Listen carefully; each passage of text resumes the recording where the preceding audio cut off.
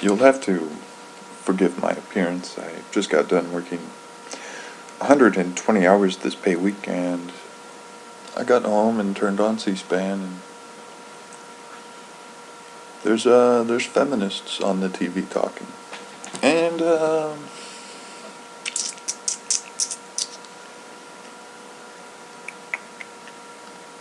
yeah, so here I am.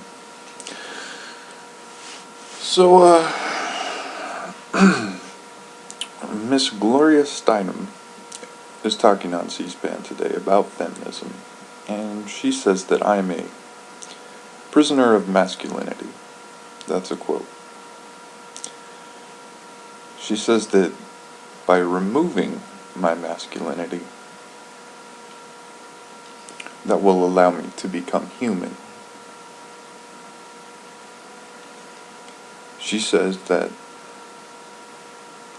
she's talking about consciousness, not biology. That's a quote. She says nothing about femininity while talking at, and you guessed it, a feminist conference. Well, I've got news for all you feminists out there. Masculinity is part of my identity. It's part of my character. It's part of my manhood. It's part of me.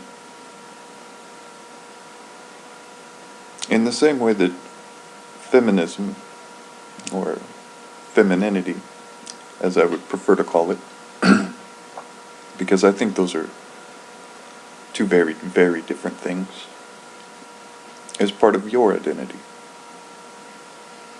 It's part of your character. It's part of you. If you want to coexist in the way that you claim to, in the way that you claim the world needs so badly,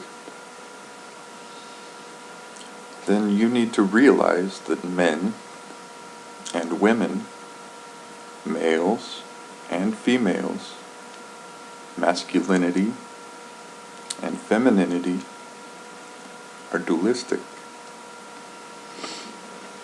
You can't remove my masculinity from me, but you aim to. I can't remove your femininity from you,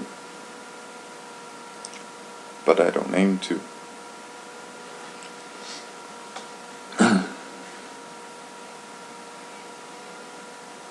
I have no problems coexisting with you, as long as you can respect my character. Well, not even so much that. You don't even have to respect my character, but as long as you respect the fact that I can form my own opinions, and you will respect them as opinions, my own personal opinions, in the same way that you want me to respect your own personal opinions. Even if we disagree. You know, it's not that hard to understand that two people with the ability to think and the ability to reason can have two opposing ideas. That doesn't mean that either side is wrong. But anyway, I digress.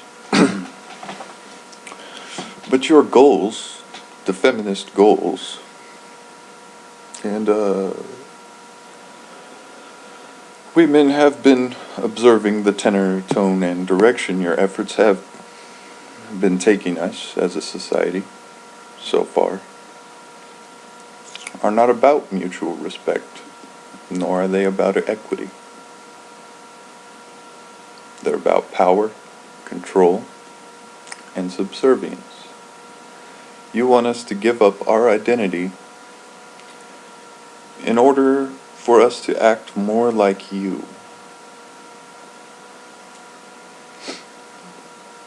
Have you considered giving up your identity to act a little bit more like us?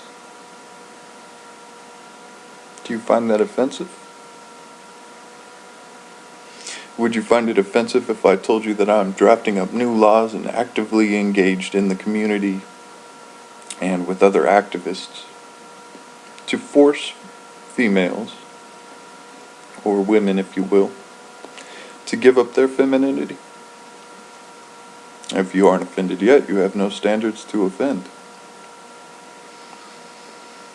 And before I get too far off track here, just one last thing.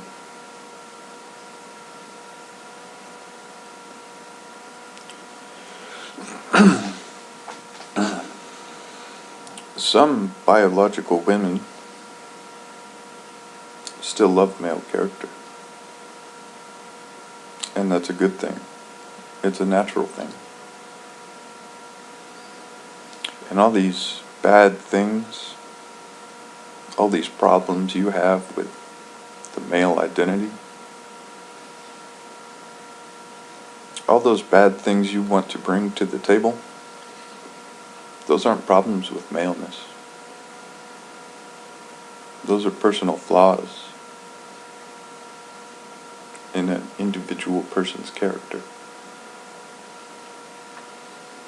There is nothing wrong with men. And if you're intelligent, which most of you seem to be, or claim to be anyway, you would realize that making a claim that broad is guaranteed to be erroneous. It's guaranteed to be flawed. Well, anyway, that's all I have to say.